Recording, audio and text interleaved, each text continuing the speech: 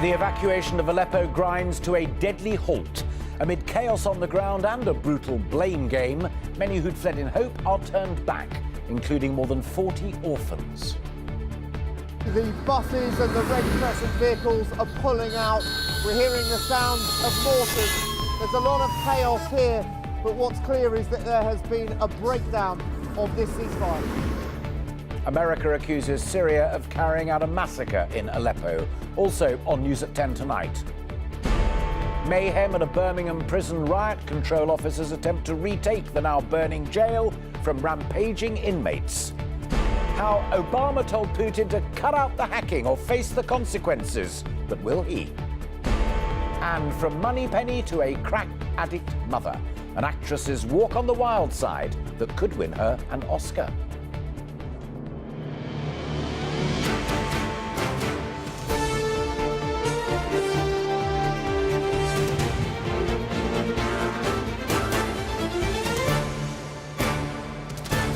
This is ITV News at 10 with Alistair Stewart. Good evening. Articulate but seemingly impotent, the United Nations Ban Ki-moon said Aleppo is now a synonym for hell.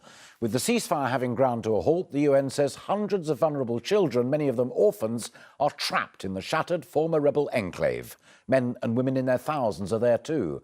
Only the bickering thrives. Rebels blame pro-Assad militias for firing on the convoys. Assad's people accused rebel forces of breaking the terms of the evacuation deal. Russia said everyone was out, whilst Turkey said thousands remain. In the middle of it all, terrified citizens huddled in the rubble or hiding in the remains of a home, without food, without medication, and in fear for their lives. Less than 24 hours after it started, the evacuation turned into a scramble for safety. Mortars had been fired and Red Crescent vehicles were forced to abandon the rescue of tens of thousands of civilians. Well, as you can see, the buses and the Red Crescent vehicles are pulling out. We're hearing the sounds of mortars. There's a lot of chaos here, but what's clear is that there has been a breakdown of this ceasefire. Within minutes, Syrian soldiers were reinforcing the front line as an armoured vehicle ventured further towards rebel territory. After an hour, the breakdown in trust was total, trucks dumping rubble to seal the escape route. A convoy which had already left was forced to turn around, women and children waiting in the biting cold as negotiations failed. As this played out, we caught a rare glimpse of one of Syria's allies, Hezbollah soldiers from Lebanon, arriving to bolster the defences along this key road. For a while, each side faced off, the rebels and their adversaries warily watching each other and waiting. Among those inside the vehicles, 47 orphans who'd yesterday pleaded to the world to get them out, now so close to safety. But it wasn't to be. The talks broke down and the convoy was forced to drive back into the ravaged enclave it had only just left. For those on board, including the orphans, it must have been as confusing as it was terrifying. The regime have breached the agreement. Still here in the besieged district, thousands of civilians who couldn't cross. And where it was closed, soldiers were already consolidating their grip on the last checkpoint, leaving those looking on in no doubt who now has the upper hand. Any vestige of the rebels is rapidly being expunged, a revolution that has burnt out here in Aleppo, leaving behind a legacy that horrifies many ordinary people.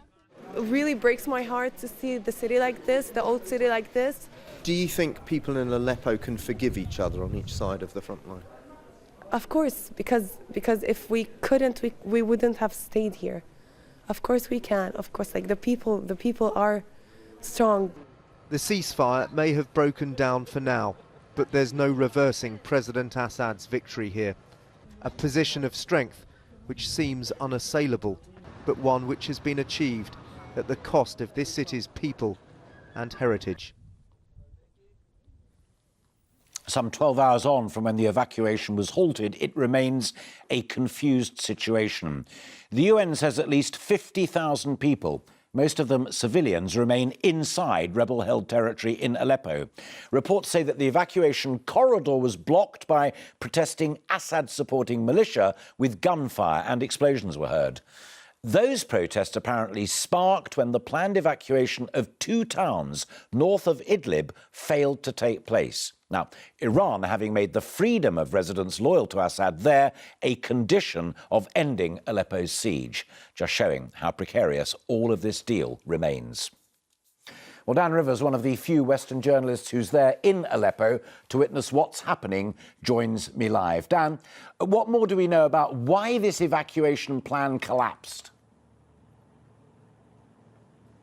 There was clearly some sort of incident today, Alistair. We understand that gunfire was heard. The rebels claim that a Shia militia shot at their people as they were trying to be evacuated. They claim that 4 people were killed. We can't confirm that. But we have been made aware of a photo that we think shows some sort of protest going on. Now, this shows people lying face down on the road near where we were filming, we believe. That they're not dead. They are simply being forced to lie down in a sort of degrading posture by what appears to be some sort of militia who were unhappy with the process. Now, we understand from sources that Hezbollah were extremely unhappy with what was going on, as you said, because of they felt a deal had been reneged on to evacuate pro-Assad civilians elsewhere in Syria. So they stopped things. It appears they may have got people out of some of these buses and ambulances and forced them to lie down to block any further evacuation. That then possibly may have sparked some sort of mortar fire from the rebels, and the whole thing, as you saw in my report, started to unravel very quickly. It's difficult to know for sure what happens. There are claim and counterclaim, as always, with these things. So you've got to be kind of cautious in working out who was to blame for this unraveling. But clearly something went dramatically wrong today after so much work had been put in to try and ensure this very delicate, choreographed operation went off without a hitch. Understand and underline that caution, but what hope is there of getting the deal back on track? I think there is hope. This is all being driven by the key players in this conflict, by Russia, by Iran, and Syria, of course, and Turkey, who are involved with backing some of the rebel groups. I think as long as they remain on board and they want this to succeed, then perhaps they can persuade Hezbollah, if they have concerns, to stand down and let this carry on. So the main thing really is that there's no more fighting here now. There hasn't been all day, apart from those couple of mortars, and that, I think, is a really positive sign that perhaps these evacuations will continue. Dan Rivers, live in Aleppo, thank you. Here, hundreds of rioting prisoners have badly damaged large areas of one of Britain's prisons tonight. Fires are blazing and there is widespread damage inside the privately run Winson Green prison in Birmingham after some prison staff were overwhelmed by inmates, their keys taken.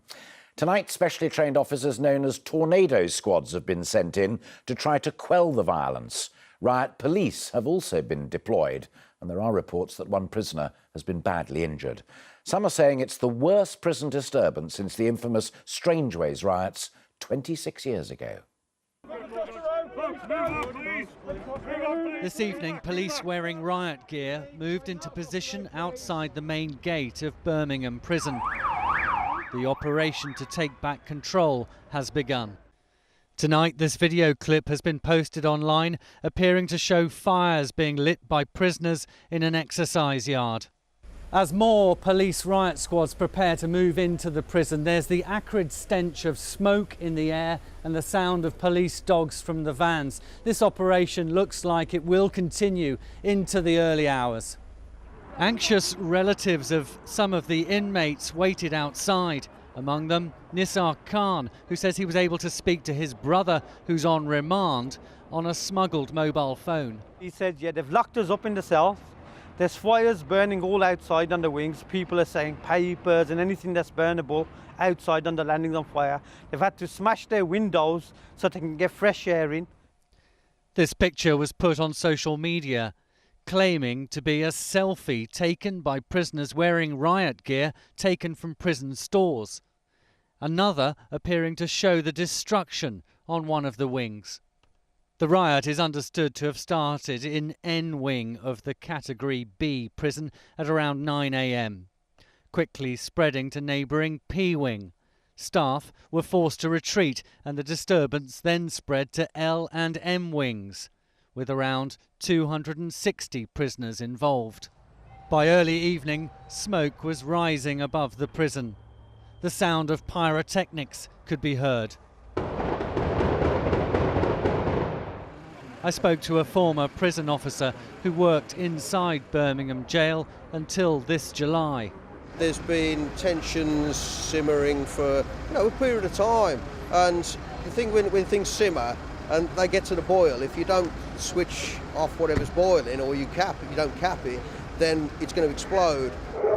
Tonight, the entire perimeter of the prison is surrounded by police. The Ministry of Justice says this serious and ongoing incident is contained and there's no risk to the public. Well, we'll talk to him again in just a moment, but the latest figures show that there were 164 assaults on staff in that prison last year. That's up 84% on the previous year and well above the national trend, where assaults on staff were up by 36% year on year. This riot is not the only disturbance in recent months. In November, 200 inmates at the Category B Bedford prison rioted, and just days before that, a national response unit was called to Her Majesty's Prison Lewes in East Sussex. Well, Angus Walker, as I said, is live outside that prison in Birmingham for us this evening. The prison service has had to take over temporary responsibility for the prison from G4S tonight. What appears to be happening right now? Well, we've continued to see police and prison riot units arriving, drafted in from different parts of the country amid reports of fighting between prisoners and officers trying to take back control. We've had sources tell us that there have been around 10 prisoners who've been injured during the operation to take back control. There are medical teams here, emergency doctors and fire crews. We've continued to hear the sound of pyrotechnics, and we could hear shouting from behind the walls of the prison behind me. Now we're just hearing, though, in the last few minutes that all 4 wings are now back under control. That's according to official sources. And also the fires are being dealt with. But some difficult questions for G4S, the private company which runs this prison. Angus, thank you. America's spy agencies have tonight reached a consensus with dramatic implications. President Putin personally ordered the cyber attacks on America with the intention of helping Donald Trump win the presidency. President Obama this evening promised to retaliate, though he said some of it would be covert and we'd never know the details. The hacking allegations have already been dismissed as ridiculous by Donald Trump, but there is growing concern that there will now be a cyber war between Russia and the United States in the dying days of the Obama presidency. With just 34 days left in office, the president has one last fateful decision to make.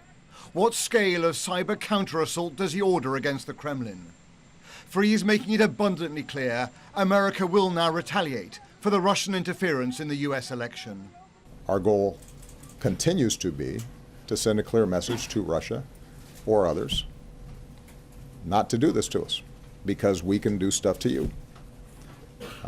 But it is also important for us to do that in a thoughtful, methodical way. Some of it we do publicly.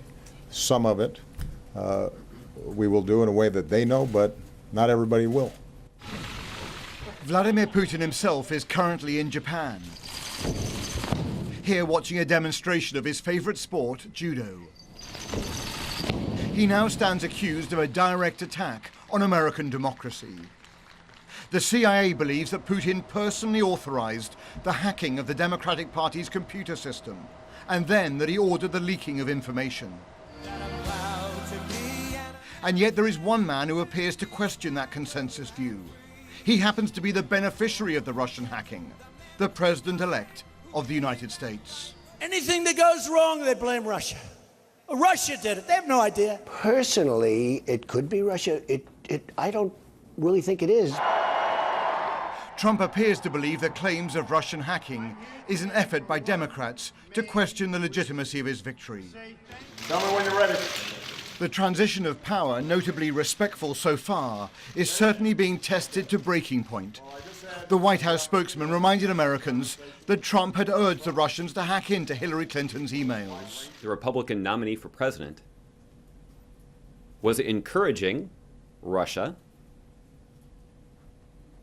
to hack his opponent. This foolish guy, Josh Earnest, I don't know if he's talking to President Obama. You know, having the right press secretary is so important because he is so bad the way he delivers a message.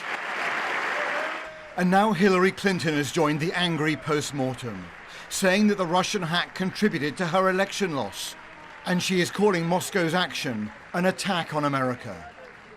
But what can the White House do in response? One analyst says an option is a cyber attack on Kremlin bank accounts, threatening the wealth of Russian leaders. And you could imagine starting to do that with Putin. Now, maybe you don't start with Putin himself. Maybe you imagine creating a mental map of people increasingly close to him, and you start closing in with the implication that next time you could get even closer. Not much happens in Russia without Vladimir Putin.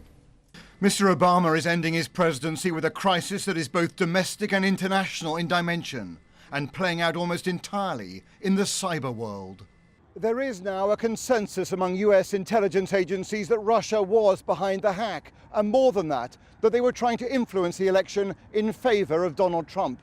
It raises here the simply astonishing question of whether a relatively unsophisticated cyber operation was more successful than the Kremlin could possibly have imagined.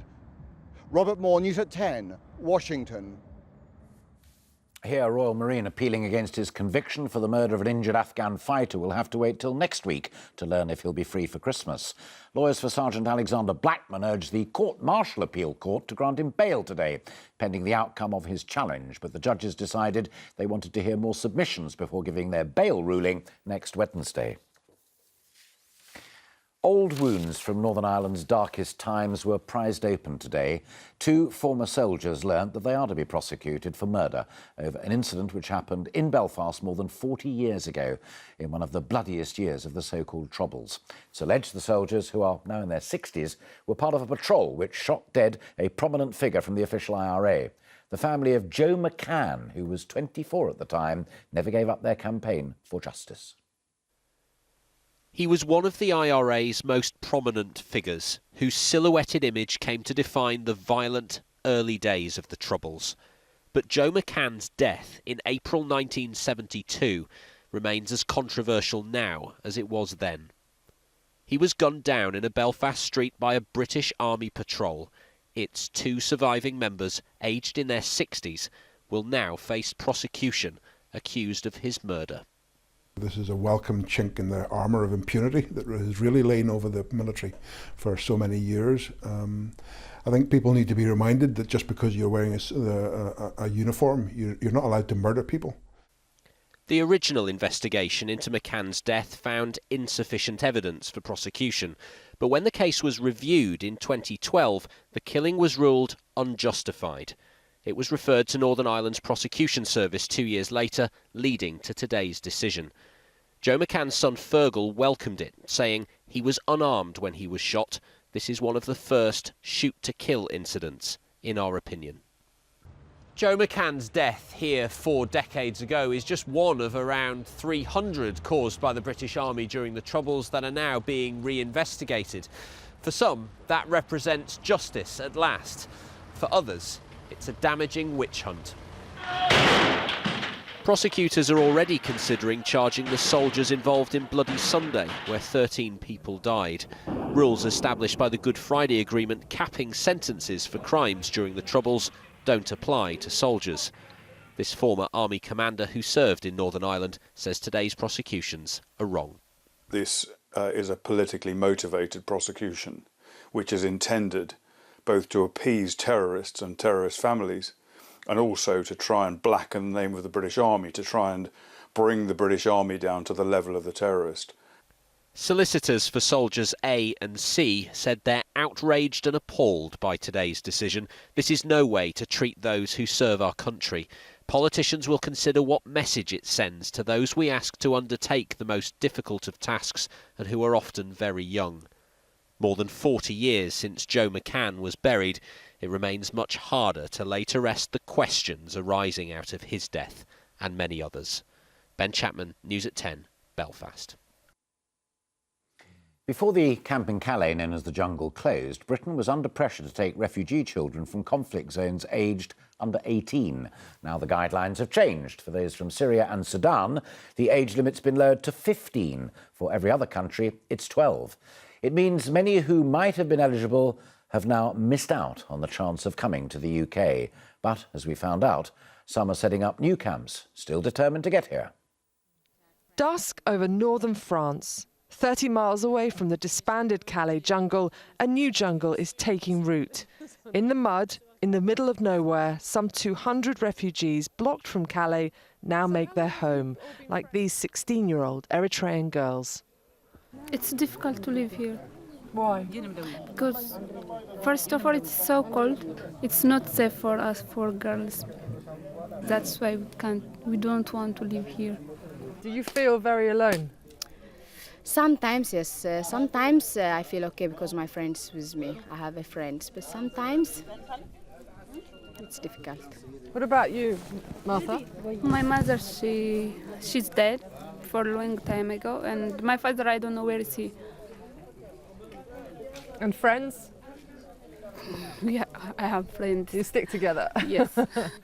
They left Calais early, scared by the demolition. Back then, these girls did have a chance, but they missed the arrival of the Home Office.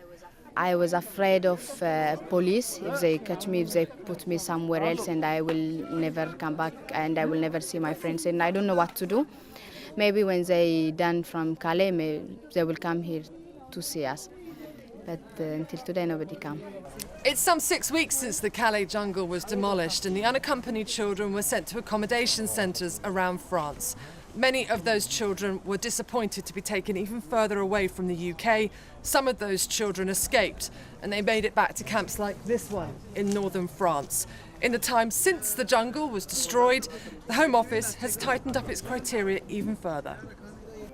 Then the government said it would take two types of unaccompanied children, those with family in the UK and those from countries that make them at risk, like Ruth and Martha from Eritrea. A fortnight later, the government tightened these rules. Filmon says that's what pushed him to leave his safe accommodation for this new camp. We were waiting to go to England, but they say for us that the minors they have the families only, they are going to go to England. That's why we get a little bit stressed to come here and try here. Campaigners think a third of the Calais children, like Filmon, have escaped their safe hostels. They've returned to camps next to motorways and where they try to get on lorries to the UK, like here at Dunkirk. There are more than 100 unaccompanied children in this camp. Is it my chance with the lorry or going to UK? I don't know how we're going. Even if it could kill him? I know. He says, what can I do? That's my choice. 750 unaccompanied children have been brought to the UK this year. The government says it will take more. No one knows who the lucky ones will be, but the young migrants of northern France haven't given up hope. Allegra Stratton, News at 10, Dunkirk. A British actress has told News at 10 how she almost didn't take the part, which is currently making her a hot tip for an Oscar. Naomi Harris already has a Golden Globe nomination for her role in the low-budget film Moonlight as an abusive, crack-addicted mother. The James Bond star admits that at first she feared Moonlight might just be stereotyped and sensationalist, until she read the script, that is. What happened, Chiron?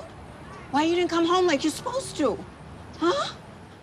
It is a film that is in stark contrast to those she's done before.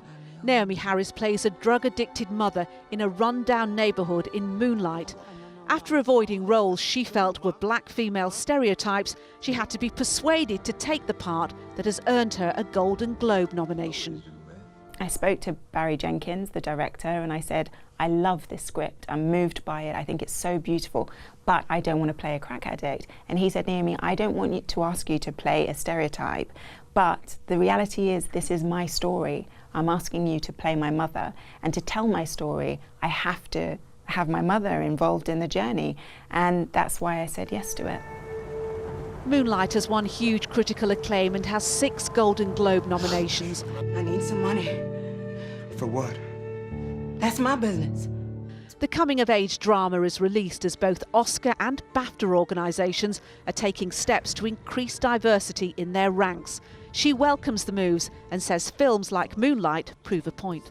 It shows that you can make a movie about communities and characters that have usually been ignored in film and that people say are not profitable, and it is in fact profitable, and there's an audience for it. So what's going on, James? They say you're finished. What do you think?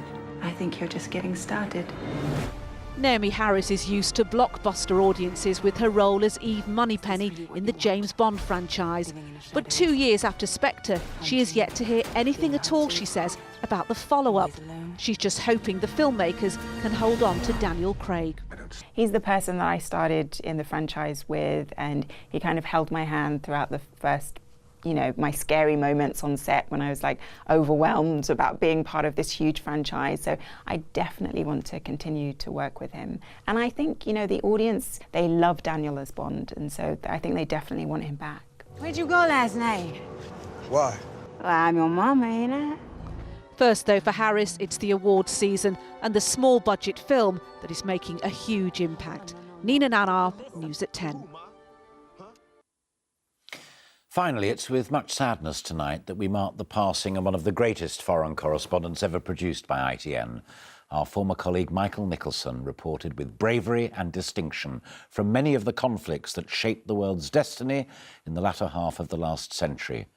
But what distinguished Michael as much as his reporter's eagle eye was his human touch, never better shown than when he rescued an orphan girl from the Bosnian War and adopted her as his daughter.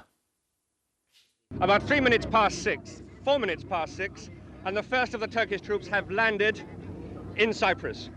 It was a world scoop, the first of many, for this determined, dramatic war reporter. As Turkish troops invaded Cyprus in 1974, Michael Nicholson famously greeted the paratroopers as they landed. How are you doing? Hi, hello. Hello. Hello. My name is Nicholson. How do you do? But this exclusive only came about because his car had broken down and he happened to find himself in exactly the right spot. But then suddenly we too had to get out. In a career spanning more than 5 decades, he reported on some of the most significant conflicts in recent history, always at the heart of the action, here in Saigon during the final days of the Vietnam War. But the embassy gates were closed, and we, like the frightened Vietnamese and their families, had to fight and claw our way up. And we did claw, and we did fight. Michael Nicholson was almost, without doubt, the finest television journalist of his generation. His aggressive pursuit of stories came to symbolize what the new kid on the block, as ITN then was all about. In 1982, he became the voice of the Falklands War. The bombs hit Galahad aft through the engine room and accommodation sections. I watched from the shore less than 400 yards away and felt the impact on the ground below me as the hold full of ammunition exploded. Well, Michael went to a lot of wars. He went to as many wars as anybody that I know, but he also found that news kind of came to him. I mean, it was partly through luck, partly through judgment, partly through hard work. Here we have upwards of 200 children in one hostel that comes frequently under bombardment. While reporting from Sarajevo in 1992, he controversially smuggled a 9-year-old girl out of the country and eventually adopted her. The story inspired the Hollywood film Welcome to Sarajevo. They say he'll be remembered for his enormous love for life. Michael Nicholson, whose death was announced this evening. And that is it. A very good night to you. Good night.